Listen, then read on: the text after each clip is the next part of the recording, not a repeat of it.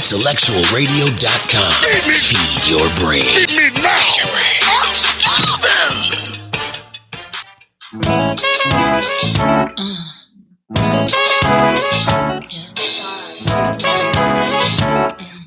Hello, everyone. Thanks for tuning in to Dees Business here on Intellectual Radio. I am your host, Dees Stevens, and I am a real estate expert. Contact me if you need assistance helping buying, selling, investing, or rehabbing your properties. I can be reached at 708-964-REAL, as in real estate. That's 708-964-7325. I'm here today with Anthony Bates. He is an HVAC professional. He is with South City HVAC and Construction. Anthony, would you like to say hello and tell us a little bit about your business? Yes. My name is Anthony Bates. I have a heating and air conditioning company. Started it in 2002. It's kind of something my uncle passed on. So to say, he started, it was a kind of a side thing, and I kind of turned it into a full-fledged business. And do heating, commercial, residential, light industrial, boilers, furnaces, all of anything that's dealing with heating, air conditioning, and refrigeration as well.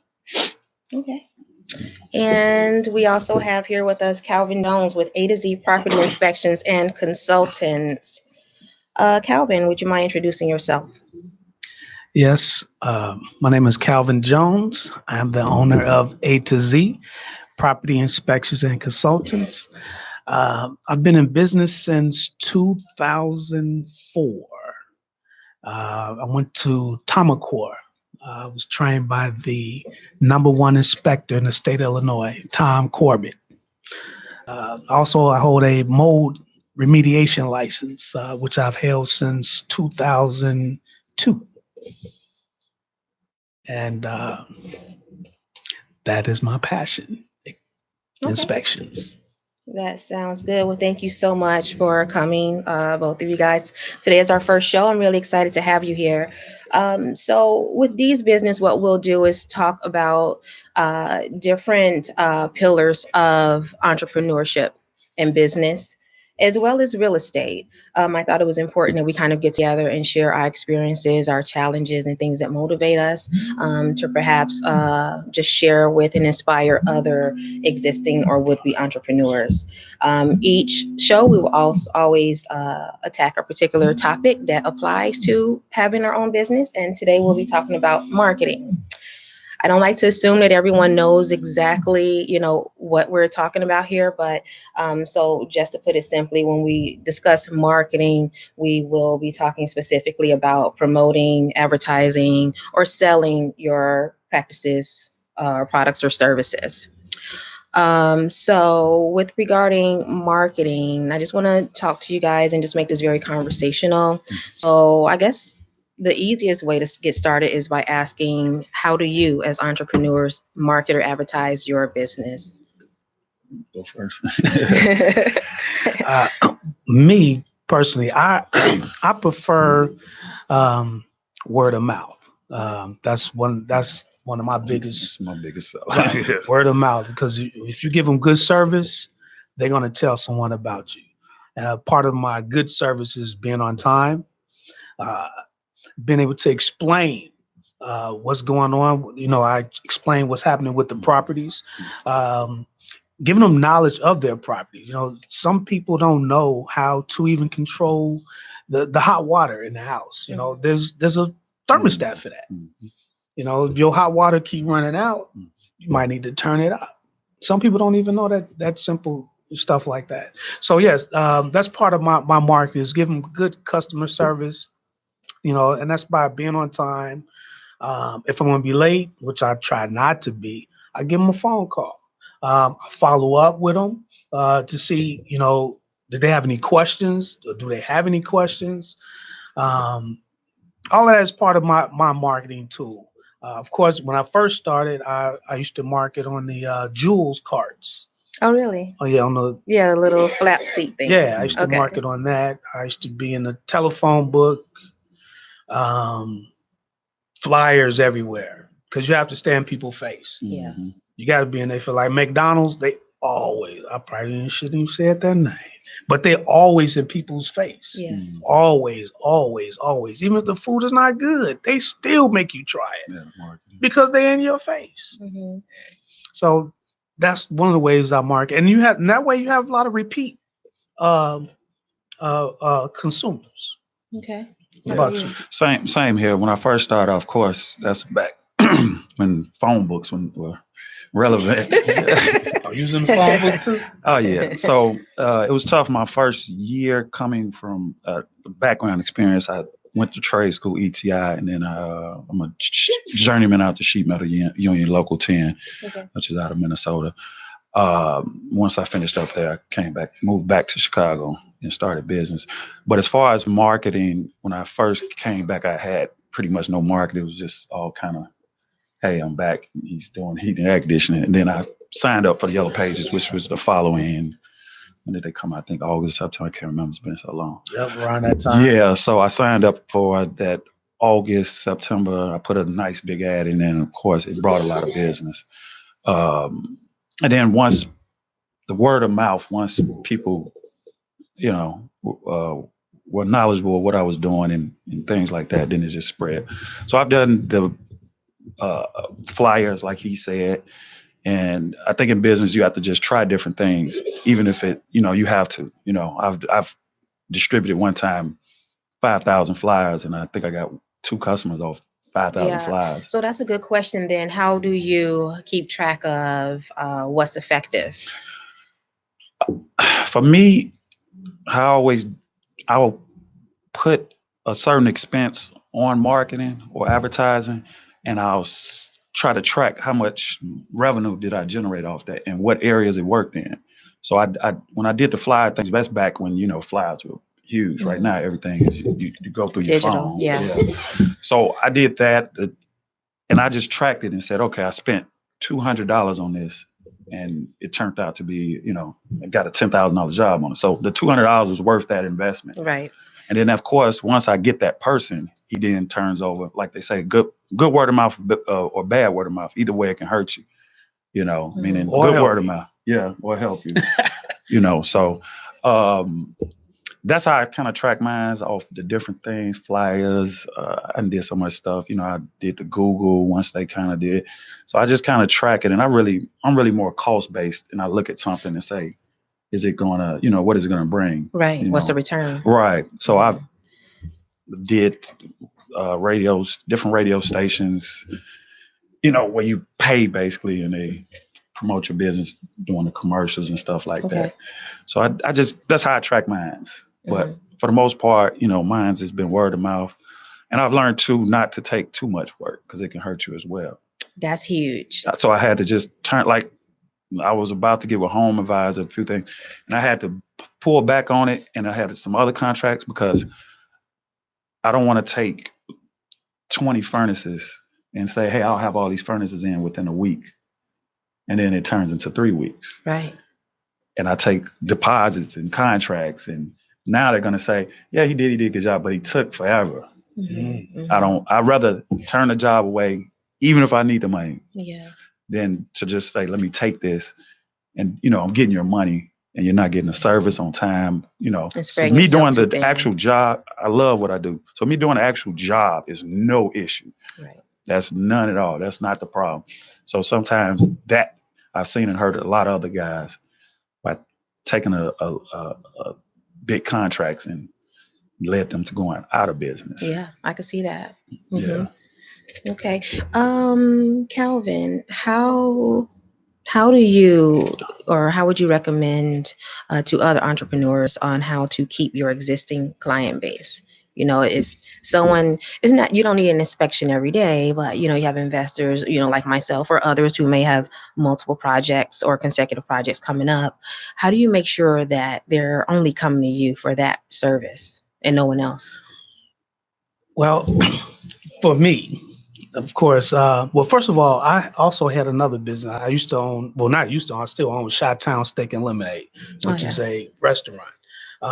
As far as marketing, when I used to market for the restaurant, how I used to track my stuff was I used to coupons. That's another way of having repeaters. Coupons, definitely coupons, because you give them a coupon and they bringing it back. I used to recycle the same coupons. Okay. They give it to me, I put it right back in the bag. Yeah. Because that right there increases your revenue 20%. Mm. And you stand in their face at the same Yeah. time. And that's true. And I did that when you mentioned that, made me just think of when I did do those flyers years back. A thing that I did that was I used. I never really threw flyers in apartment buildings because I knew the tenants were going to take it and just throw it away. So I always did houses, and I targeted certain areas. But what I ended up doing is my uncle, who has a alarm company, Reliable Alarms, is I would, if you spend a certain amount of money, I got with him and I figured out his fee to install a home alarm system. So what would happen is I'd come in and he'd discount me, on it, and I'd put free alarm system. Man, I did the same thing. I had to with ADT. Yeah. And what I used to do was the guy we used to work together. Hey, look, man, you get the customers, you give them the free ADT system, and he would give me money. So I would make money twice. Yeah. Yep. I did the same thing. Yeah, I used to do that, So, and I used to get the repeaters like that. I used to get also repeaters from, as far as the inspections from, I don't know, do you use a lot of realtors? Yeah, I do a lot of real estate people. Yeah, I use a lot of realtors. I'm on contractors list. That's another way you get to repeat or keep the people. Yeah. Because once you're on that list, and a lot of towns say you can only use these people on this list. Yeah.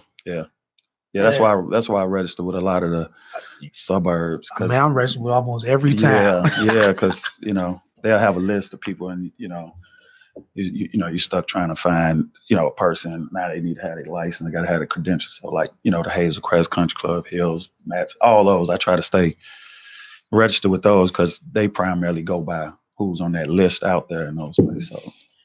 Yeah, I'm on their list too. Like Country Club Hills, Markham, Sauk Village. Okay, so you guys are working with the local municipalities to try and generate additional business. I just want to mention too, we do have the ability to for our viewers to call in and ask one of our guests or myself a question if you'd like. The phone number is 708-223-8953. We'd like to hear from you if you want to participate in the discussion. So I know when it comes down to obtaining referrals, the absolute best thing you could do is to give A1 service out the gate to your existing or current client.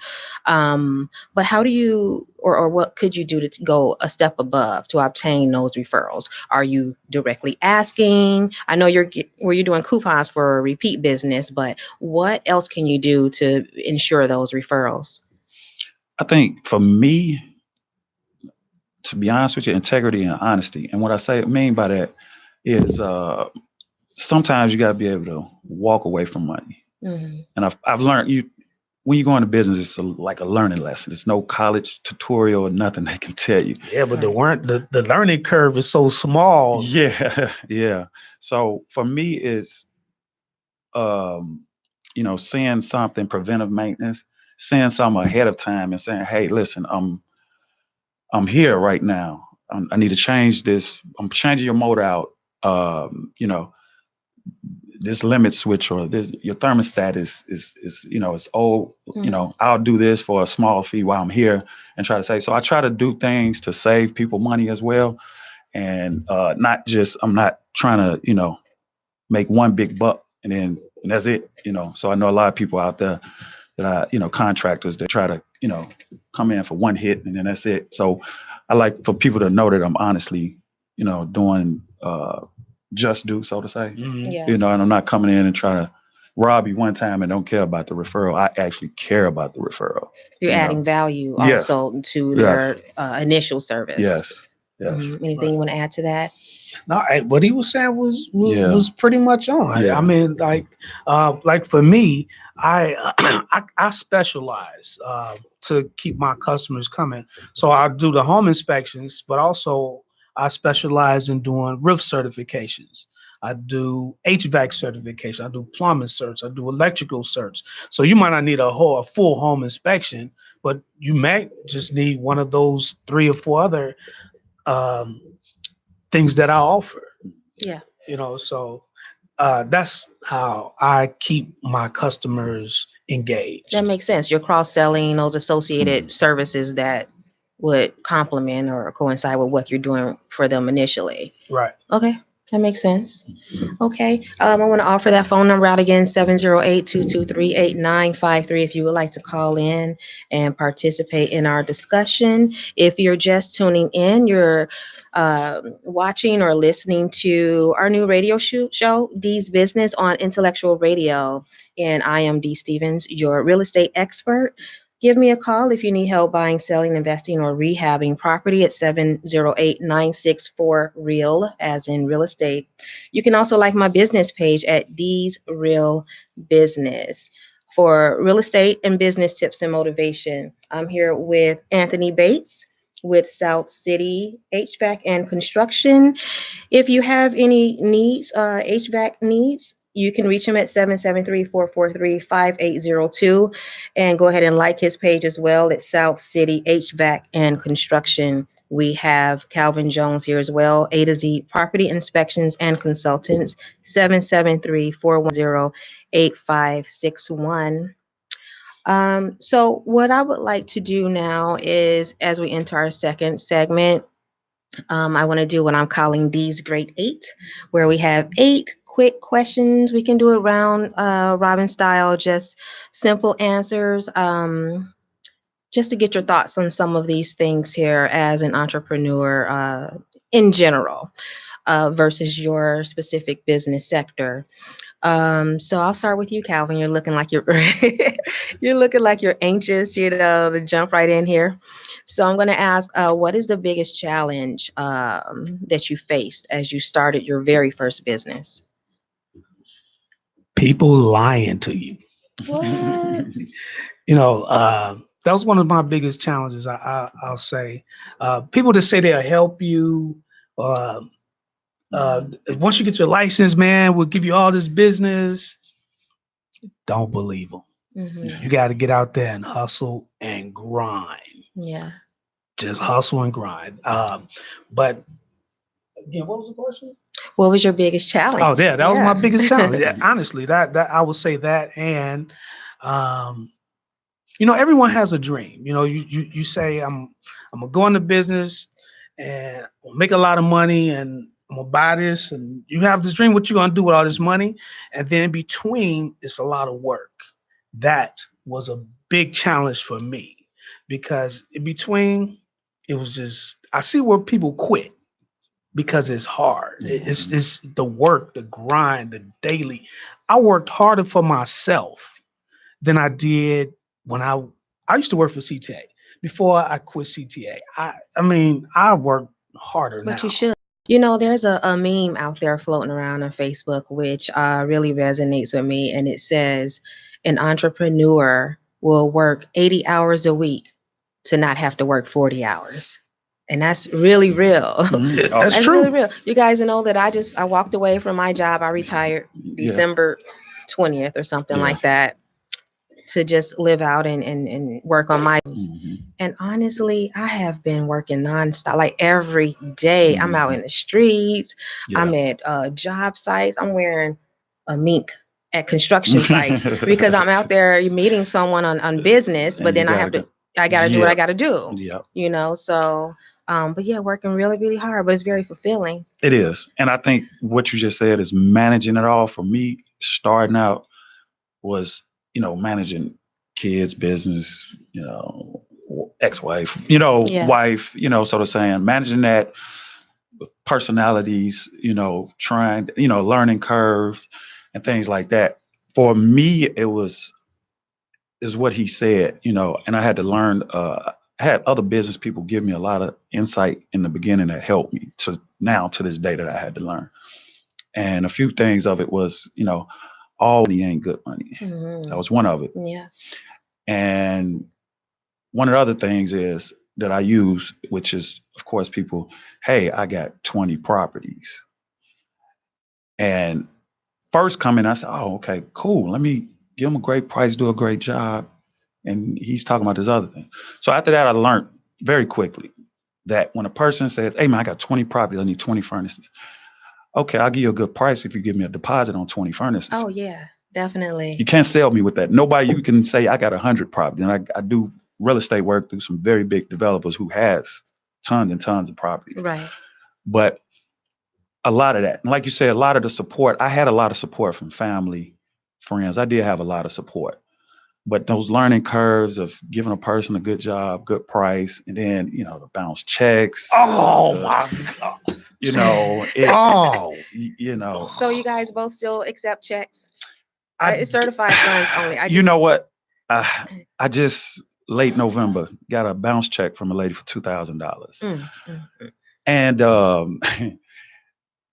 it hurt because, of course, Chase clears the checks. They've probably tried to present the check, I think, 2 or 3 times.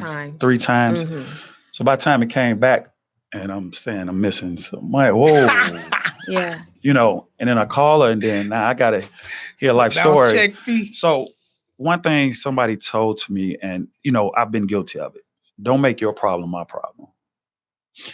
And, at that point, when I talked to her, I said, you'd rather say I don't have it. Mm-hmm. Than me, go out and take care of bills, and I got things to do as well. You know what I mean? And it's tougher because I can't call a gas company, like mortgage. I can't call them and say, hey, Miss So-and-so bounce me a check. Yeah. So, and this is a job with individual heat, furnace. So now, it makes you upset because it's like, hey, you got great heat, and, off me. Yeah, I'm paying for your heat. Yeah. So, and in business, you can't, you can't handle things in such a gangster way, I had to learn. Starting out at 21 years old, being from Chicago, it was tough. Yeah. And I had those moments where it was very, very tough.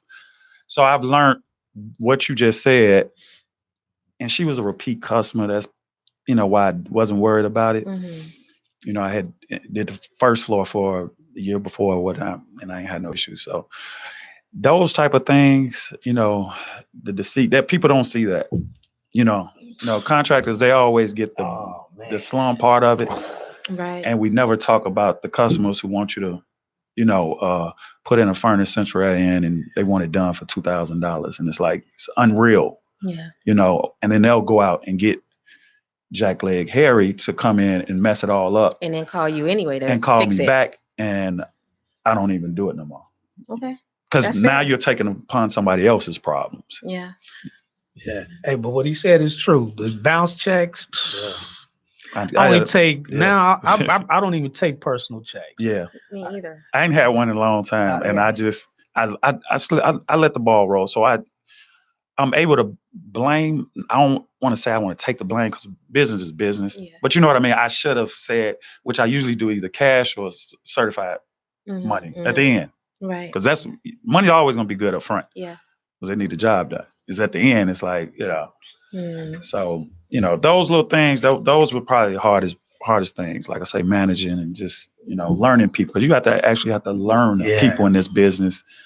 Like you have to literally read their character through the door. Yeah. Hey, the learning curve is small. Yeah, it is. Man, I had counterfeit money. Counterfeit. Counterfeit. You had counterfeit. Man, you don't even know it's counterfeit. I went to the store. Yeah. And they was like, man, this money ain't no good. Yeah.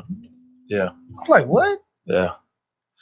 Yeah. So I wound up buying me a machine. I check your money right there on the spot. I had it happen one time. I did one time. I can, say I only had it happen one time, but I did have it happen. I had someone close a bank account on me. Yeah.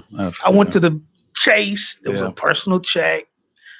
Tried to, cash it. They say, no, sorry, sir. Go see the person who wrote this check. Yeah.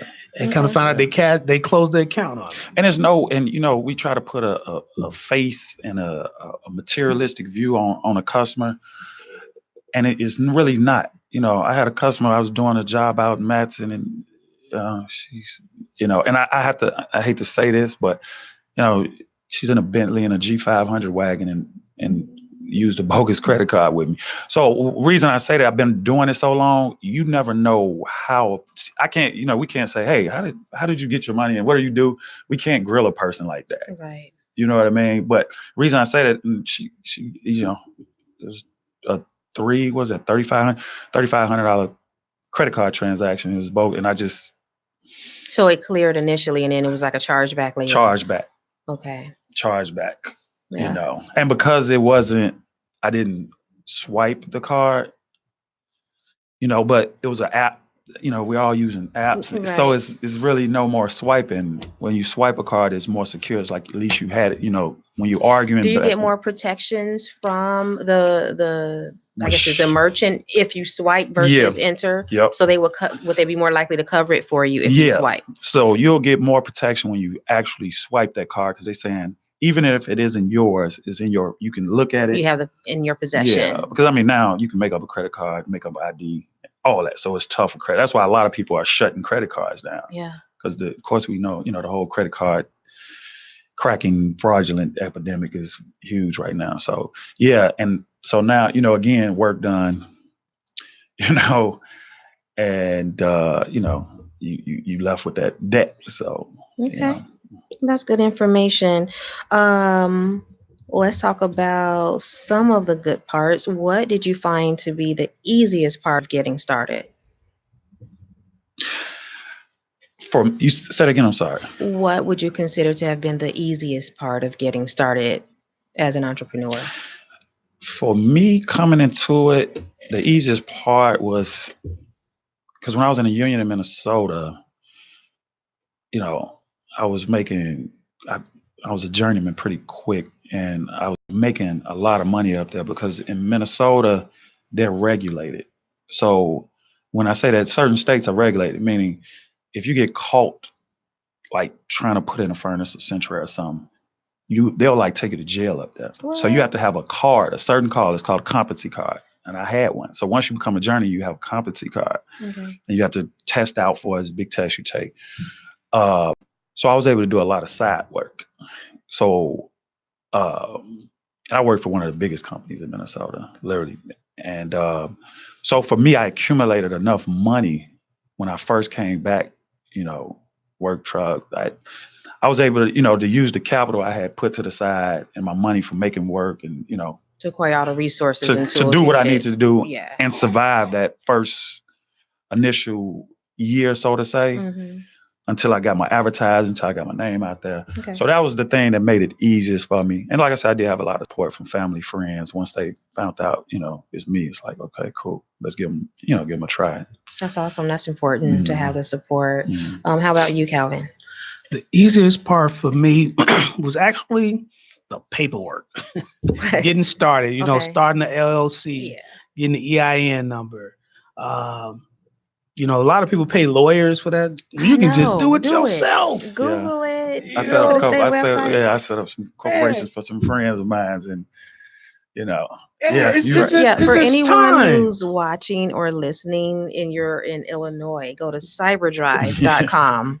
Literally, and then pay your fee to incorporate or to establish your LLC. The fees will be right there. It's all a matter of paying the fee, to be perfectly honest. Yep, it is. Yeah, it is. To me, that was the easiest part. And after that, everything was hard. And that's what that's where the work started. And I think that's the thing with me. I'm more of a progressive person. So I remember talking to my friend, and he was like, "Oh man, I got this guy. I'm gonna pay him $750. He's gonna set up my corporation." I said, $750? Yeah. Was he an attorney at least? No. So someone like us it was just charge a person that they advertise. We do. We'll start your what do you call it? And they can do your paperwork, business plan, paralegal, like that type of person. Yeah. So when he told me, I said, "What time are you gonna be at the house?" And I went on the computer. He had his name, he had all this stuff, and I set it up. And I can't remember the fee at this time, and whatever it was, $200, whatever it was. Yeah. And he kind of just looked at me like. I said it's about, That's it. Sometimes it's about who you know, not what you know, because if you know this person, he'll say, "Hey man, no, don't pay them." You know. Or even, I mean, we live in a day where we have Google. Yeah. You know, if you Google, how can I start a corporation in Chicago or in Illinois? Yeah. It tells True. you. This is all you need to do. So just having that thought, like, well, let me just do a little bit of research myself first before I go and pay somebody $750 to do anything for me. Yeah. Okay. But also when I'm not going to say I'm any longer struggling with this, but what people close to me have had to remind me is that with many things, not many people think how I do. Yes. And that's okay. Some people, and I'm this way too. Some people are like, hey, I know what my strengths are, and I'm just going to stay in my lane. Right. You know, if you bought a VCR in here right now, you might be like, girl, you just hook this up, this cord, go here. And I'm like, I don't even want to be bothered. Yeah. Yes, I can take in this information and perhaps I'm capable, but I'm simply not interested. I'd rather have someone else do it. I have that with me too. Yeah. I had a type of, you know what, that's not what I do. Yeah. You do that. Absolutely. You know? And so I do have that. But sometimes when you're a logical person, you have common sense. And as they say, common sense ain't so common. Yeah. You know, and I see it all the time. So yeah, I have that type of, you know, I'm that way in certain ways as well. Like, you know, that I don't want to deal with it. Definitely. You know. I have a partner that I work with rehabbing and flipping properties and all the work that we do. And we both just try to go in 50-50 with everything. Like, hey, what do you think about this? What do you think about that? And I think that's why our partnership works so well. But some things he present to me, it's a blank face. I'm just like, honestly, that's your department. That's going to always be your baby. Like, you answer that and I'll deal with what I enjoy doing or what I can process. Yeah, I agree. But you know what? When it comes to setting up your business, or if it's something that you really want to do, I don't think nothing should stop you. I don't think, I just don't, like, listen to you. You said you love what you do. Yeah. I love what I do. I never plan on retiring. Yeah. I don't want to retire. No, you gotta. Yeah. Like I just telling somebody the other day, I'm gonna die with this business. Right. Now, what I'm trying to do is get my 19-year-old, which he's ready to come aboard. I have to pass it down and set it up for us because I want to. Over the next 20 years, I want to be done. I want to just be out here selling, and if I have to show up on a job site to show something or help something, that's it. But I have no plans. I ain't worked for nobody since I was 20. So that's crazy, that's man. awesome. I'm trying to get my son into it. He was like, no. Is he interested? Yeah, so that's the thing. It's good that your son is interested. Yeah, he is. Because with you, it was your uncle. You were my the nephew. Uncle. Yeah, my uncle was a fire chief, a district chief for the Chicago. So he did this was like because firemen were like they're part-time workers. Yeah, pretty much. They're like part-time everything. Yeah. So in his off days, he would do the heat and air conditioning. So in high school, how I got started. In high school, I would go with him on the weekends and do the work. And he was just naturally, and my father's a mechanic. He's a mechanic. So he was naturally seeing how mechanic inclined, like, wait a minute, you're pretty good at it. So even though I was playing basketball, different sports and things like that. And then 2 weeks later, I got out of high school. I wasn't happy about it. But 2 weeks later, I was in trade. He said, my uncle's the type, oh, yeah. I enrolled you in trade school. I'm like, wait a minute, I just graduated, trying to breathe. But it was one of the best things I did. That's why I tell my sons, like, get it over with early, get it done, and, you get the schooling part and all that stuff out the way early if you can. Okay, that sounds good. Again, if you're just joining us and you'd like to participate in the conversation, you can call in at 708-223-8953. You're watching Dees Business. Today we're talking about marketing. So what I also like to ask here, I know we talked about some of those feel-good things, and staying with that, I'll start with you, Calvin. What do you like most about being self-employed? I like the flexibility that I have, but the thing I like the most is there's no cap on the amount of money I can make. Mm-hmm. Yes. I'll cap myself based on how hard I work or how hard I want to work. I know you can never get rich working for someone. Yeah. That will never happen. Let me tell you, when it's been a long time, I felt the way that I felt about working for others, but one moment that just really hit me so hard, my last job and the last firm I worked for, I come from investment services, and it was a good firm. If I was going to go the traditional route and work forever until I retire at an older age, I would have stayed with that firm forever. But I remember sitting around a rectangular table like this one day in a team meeting, and it was right after reviews and the new year was coming up, and they were talking about a new bonus structure that was being implemented. This was our managers, and they were so happy to present it to us, and they were saying, if you do this or that and meet this or that expectations, you'll get this percentage of a bonus, and if you exceed that, another percentage. And they were excited, and my teammates were sitting around the table and they were taking notes and asking questions, and I wasn't taking a single note. Like, just instantly I was angry and insulted, because I'm like, they're telling you this is the most you will make next year, Right. and you have to jump through hoops and do all this and that to get this little, maybe you'll get it, maybe you won't, and you're taking notes and you're going to do your very best. Yeah. And I felt insulted. Yeah. I was like, I can't do this anymore. Yeah. Most people don't have to be a special type of person to have that mindset. Because I always tell people that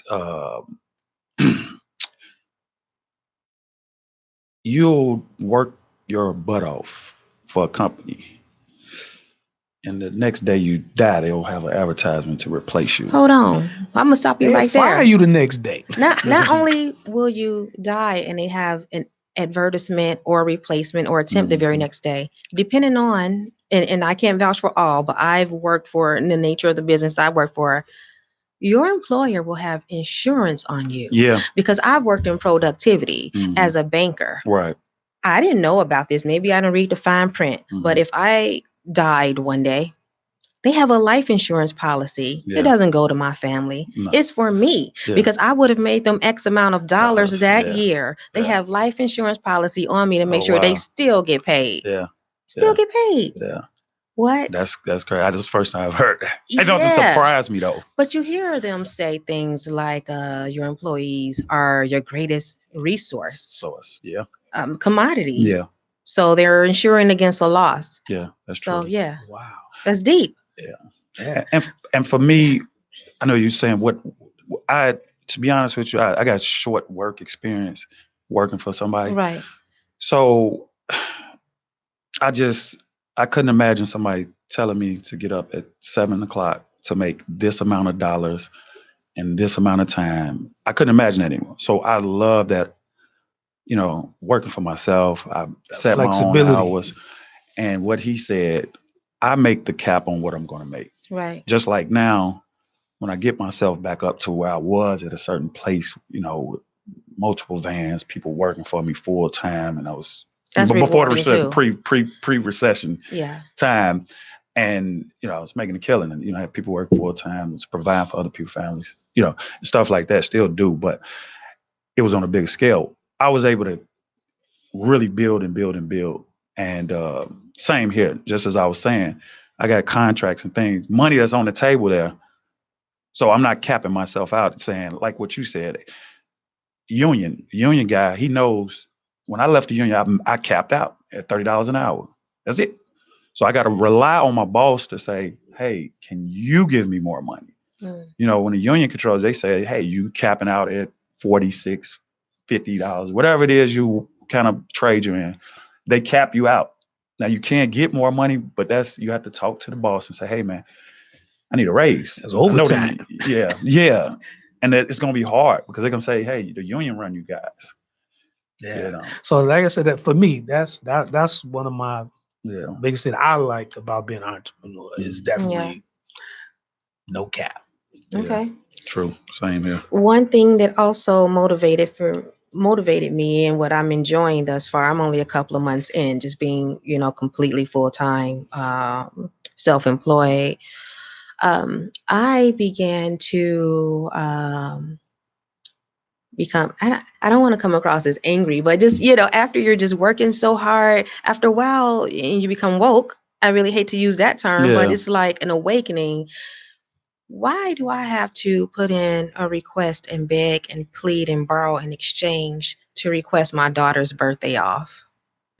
Or to request a day off to go and close on a home that I'm buying? Yeah. Can I get some time off, sir, Mm-hmm. please? And they can say no. Yeah. They can say no. I had, when I worked at CTA, I had a manager tell me I could not take off for a funeral.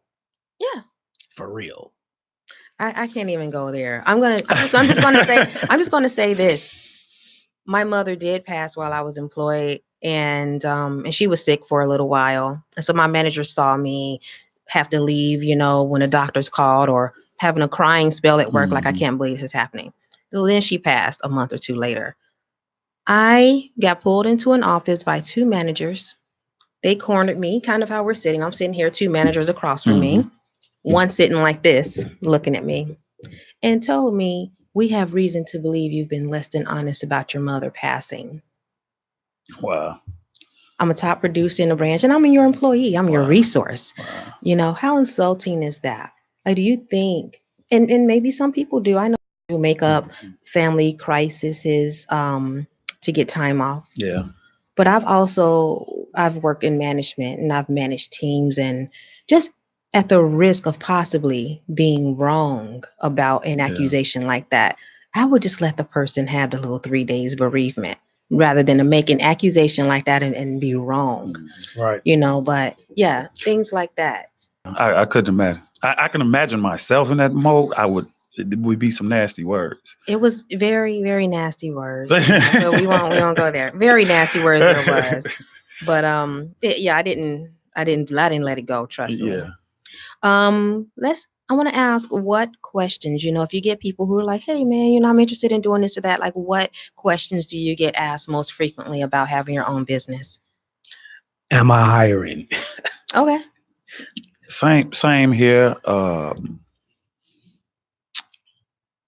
Same, they want to work, and I'm an informational type guy. Mm-hmm. Like, I'm not the guy that'll, like we were just talking about this, the starting a corporation. I'm not the guy that's going to hold back, because we sometimes get in this mentality that I have 3 other HVAC contractors. We all, we're all in business. Sometimes they'll call me, hey, I can't get to this. Can you do this? I'll call them. This is $1 billion industry I'm in. It's enough money for everybody. It's enough money for everybody. And I always say that, so most people ask me, they always want work. Are you hired? But they think because I make it look easier than what it really is, I don't think they understand what goes into what really goes and intel into it. You know what? Like I said, I used to, I still own Chi-Town Steak and Lemonade, the restaurant. Mm-hmm. And people used to come to the restaurant all the time. Are you hiring? Are you hiring? And then when you hire them, they don't want to work. Yeah. They expect to come to work and not work and get a check. Oh yeah. Yeah, definitely. So yeah, that's one of my most frequent answers. Yeah. Where is the restaurant located, by the way? It was located on Lincoln Highway in Ashland in Chicago Heights. Yeah, I know the place. Right. Okay. And then we moved to Foster Beach, 5200 North Lakeshore Drive. Polar opposite. Way south and way north. Okay. All right, cool. Yeah. Got a couple more questions here before we wrap things up. I would like to know, Anthony, have you had attempts at businesses before? Well, you started very young, but did you have a business before this one? This is the first thing. Well, I did sell WWF championship belts when I was 8 years old.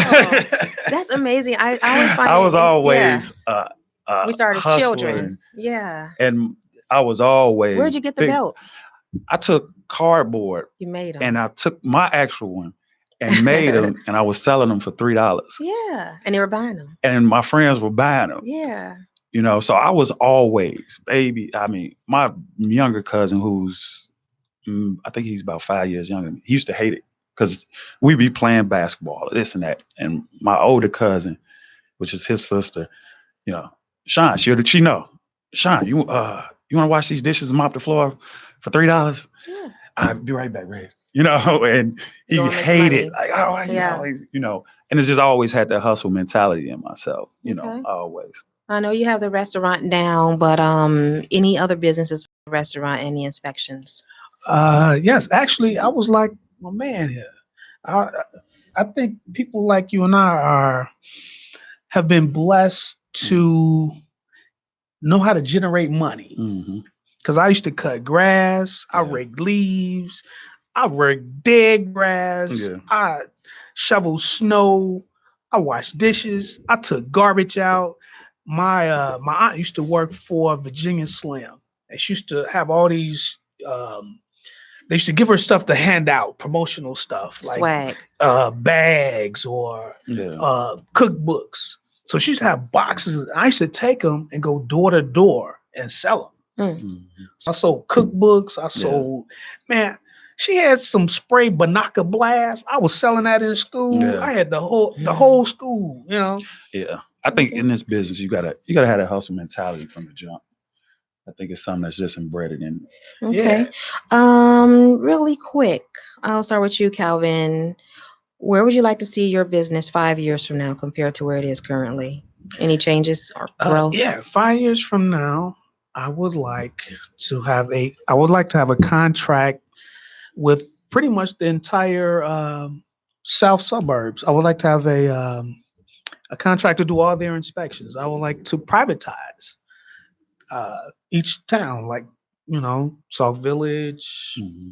Dalton, Matson, the whole south suburbs. That's what I would like to do in the next 5 years. Okay. How about you, Anthony? Right now, I was on a way to kind of going up because it's a difference between a laborer and a guy who actually has experience. So I deal with a lot of guys who's laborers, meaning help me hold this ductwork up, help me bring the furnace in, help me take. Those guys are easy. I had actually experienced guys who I could trust. Right, and who are reliable. Trust and reliable. Yes. So I lost both of them within a 6-month span. Okay. Just as I was about to put them in a truck with somebody and put him in a truck with somebody. So right now, 5 years from now, to be honest with you, my goal is it don't have to necessarily be a family member, but my son, I'm trying to bring him in because he's young, motivated, no kids, hardworking. He's worked with me since probably 13 because I always had him. And he knows the money it could generate and build the business to a point where I can make what's called generational wealth to pass it on. And so I really want to be competitive with the bigger companies. Okay. And that's really about it. That's good. All right. One last question here. I will start with you, Calvin. One piece of advice for a new or would-be entrepreneur. One piece of advice.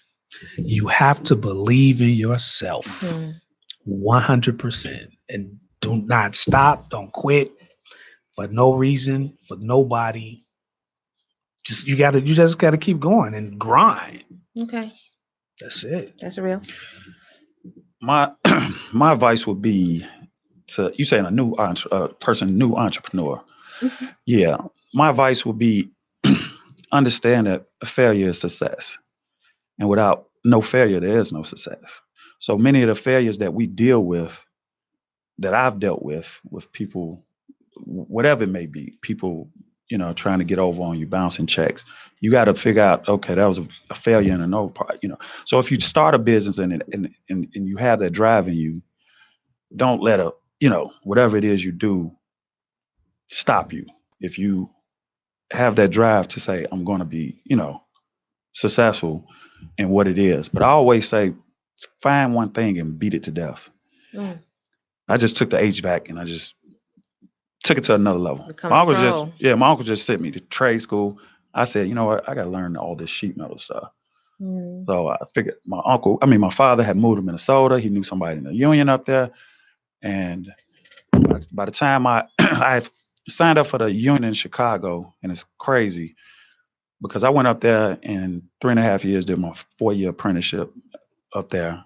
And by the time I came back here, I remember a year later, the union from Chicago was calling me and said, "Hey, your spot is open to start your apprenticeship." And I said, "I'm a journeyman out of local 10." And so they said, "Oh, well, come in and give you $3,000 worth of fees and you can transfer here." I said, "No, I'm already in business."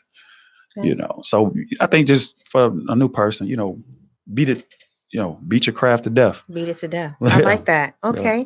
Well, we'll have to wrap things up here. What I would like to do, I'm thinking going forward with our shows, is to end our shows with offering a positive affirmation, because I do believe that there is power in words, and that definitely applies to business. And I'll get into it in future shows, that that's a huge part of how I've gotten to where I am today. So with the affirmation that I provide, I'd like to encourage people to just, think it over, write it down, or meditate on it if you like. Today's affirmation will be, I trust in my abilities to succeed in all that I do. And you just say that to yourself, think it, write it, and just believe in it, and so much of what you want will come into fruition. I do want to thank my guest today, Anthony Bates, again, of South City HVAC and Construction. If you have HVAC needs, feel free to give them a call at 773-443-5802. And Calvin Jones with A to Z Property Inspections and Consultants, 773-410-8561. And I am Dees Stevens, your real estate expert. Give me a call if you need help buying, selling, investing, or rehabbing your property at 708-964-REAL, as in real estate. Thanks again for you both coming and for everyone watching and listening. Thank you. Initialize sequence. You're tuned to IntellectualRadio-Podcast.